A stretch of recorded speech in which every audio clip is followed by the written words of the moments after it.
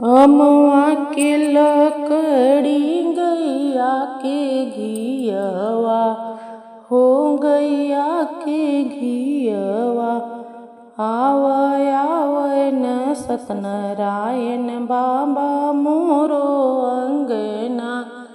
आवय आवय न सत्यनारायण बाबा मोरो अंगना।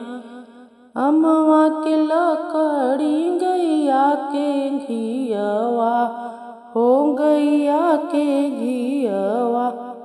आवय आवय न सत्यनारायण बाबा मेरे अंगना।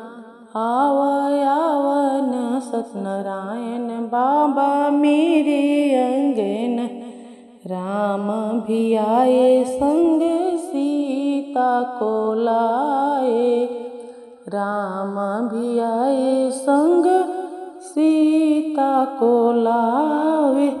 सीता की गोदी में लव कुश ललना हो लव कुश ललना। आवय आवय न सत्यनारायण बाबा मोरो अंगना।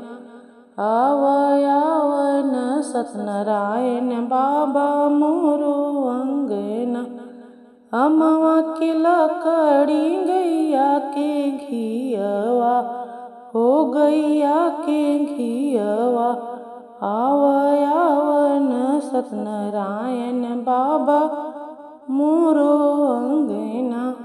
आवय आवय न सत्यनारायण बाबा मोरो अंगना।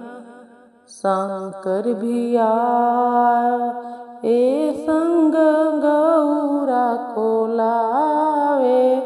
शंकर भी आए संग गौरी को लाए।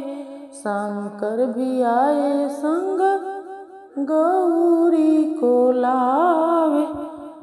गौरी की गोद में गणेश ललना हो गणेश ललना। आवय आवय हो सत्यनारायण बाबा मोरो अंगना। आवय आवय हो सत्यनारायण बाबा मोरो अंगना। अमवा के लकड़ी गैया के घियवा हो गैया के घियवा। आवय आवय न सत्यनारायण बाबा मोरो अंगना। आवय आवय हो सत्यनारायण बाबा मोरो